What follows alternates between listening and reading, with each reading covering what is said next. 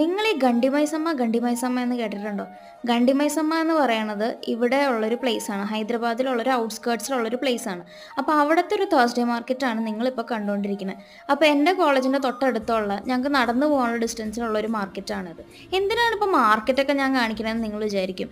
നാട്ടിലും ഉള്ളതല്ലേ. അപ്പോൾ നാട്ടിലത്തെ മാർക്കറ്റ് ഇവിടുത്തെ മാർക്കറ്റ് തമ്മിലുള്ള വ്യത്യാസം നമുക്ക് അറിയണ്ടേ? അപ്പോൾ ആ വ്യത്യാസമാണ് ഞാൻ ഇന്ന് പറയാൻ പോണേ. അപ്പോൾ ഇവിടെ എല്ലാത്തിനും എണ്ണക്കണക്കാണ്. അതായത് ആപ്പിളാണെങ്കിൽ 3 എണ്ണം 100 രൂപ, നാരങ്ങയാണെങ്കിൽ 5 എണ്ണം 20 രൂപ, അങ്ങനെയൊക്കെയാണ് ഇവിടെ പ്രൈസ് വരണത്. പിന്നെ ഒരു വ്യത്യാസം എന്ന് പറഞ്ഞു കഴിഞ്ഞാൽ നമ്മളിപ്പോൾ 1 കിലോ പച്ചക്കറിക്ക് ഇപ്പോൾ എന്തെങ്കിലും പച്ചക്കറിക്ക് 50 രൂപയാണ് അവർ പറയണമെന്ന് വിചാരിച്ചു. അതിനിപ്പോൾ നമ്മൾ 1/2 കിലോ മേടിക്കുകയാണെങ്കിൽ ശരിക്കും 25 രൂപയല്ലേ കൊടുക്കേണ്ടത്, പക്ഷേ ഇവിടെ 30 രൂപ കൊടുക്കണം. അങ്ങനെയുള്ളൊരു ഇതുമുണ്ട്.